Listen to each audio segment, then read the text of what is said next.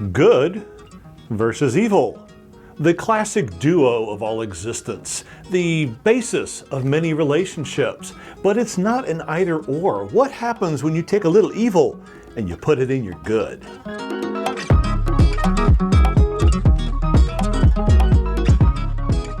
The other day I was reading in Psychology Today a study from Baylor University, and they were looking at marriages, relationships as people age, and what they found that there was two flavors, two aspects, if you will, that really determined what that marriage was going to be like. One they called support, and the other one they called strain. Now, support obviously means anything that is beneficial to the well-being of that marriage, to that relationship. Positive thoughts, positive actions. Strain, well, you can kind of guess it's the exact opposite. It's anything that is the detriment of your marriage or relationship. And, that list can be very long. Now here's where some of that pre-high school math is going to come in. If you have two different things, when you put them together, they go together in 4 different ways. And I want to explore each of those 4 ways and you figure out which one is you. A supportive marriage, obviously very high in support and very low in strain. These are relationships where there is very minimal conflict, where the partners each have the other one's back, where they basically go hand in hand throughout life with a minimum of bumps and a minimum of this. Ambivalent marriages are also very high in support, but they're also very high in strain. Now, these are partners who really depend on each other emotionally, but they've fallen into this pattern of conflict and nagging and argumentative. They basically are the couple that does it all, and I don't necessarily mean that in a good way. Then you have indifferent marriages. They're actually low in support, and they're also very low in strain. Partners are basically sort of friends with sometimes benefits. They generally ignore each other. They do love each other. They want to be a part of each other's life, but they're on separate paths and they rarely come together long enough to either have support or strain.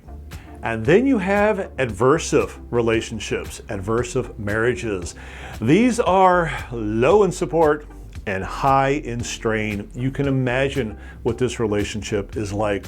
It is constant nagging, constant conflicts, constant fighting, constant negativity. So which one of these is best? Which of these is the most healthy? And I'm actually going to tell you a little early, spoiler alert, there's a little trick surprise in there. As expected, couples in adversive relationships are the least happy, the least healthy. They are the ones that are low in support and highest in strain. They're the ones that are arguing the most. Now, strangely, this is also the one in which the men are the most unhealthy, physically unhealthy, emotionally unhealthy.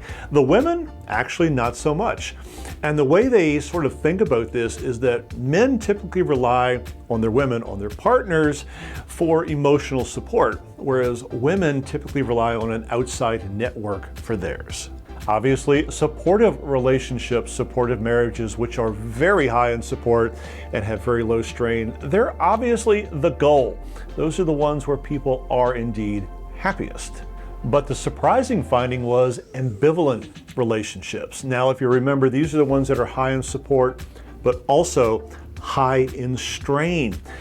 There is virtually no health differences or happiness differences between that and the one where everyone is just kumbaya. They sort of posit this as because the more support you have, the better relationship, and the more you're able to tolerate various levels of strain. So as long as you have a lot of support in your relationship, it doesn't seem to matter how much conflict you have. The changes are more minor. They're not as pronounced. So which one of these are you? Are you the indifferent relationship? Can you not muster up enough energy, passion, emotion to really do much of anything other than your own thing? Perhaps you're ambivalent. You love and support each other, but at the same time, you're always ready to do battle. Or maybe you're one of the extremes. Maybe you are supportive, or maybe you're adverse. Maybe you can come together in love, or maybe you just live to make each other miserable. And now that we've sort of broken down the 4 different types of marriage, the 4 different types of relationship, I have the real big question for you. So which one were you? Which one of those 4 groups would you put your relationship, your marriage into? And I have a much more important question for you, actually. Of those 4 groups, where do you want your relationship to be? There you go, a little quickie psychology, let's put our relationship into buckets and see where it fits kind of day. I hope you stay healthy, I hope you stay happy, and we're going to talk to you real soon.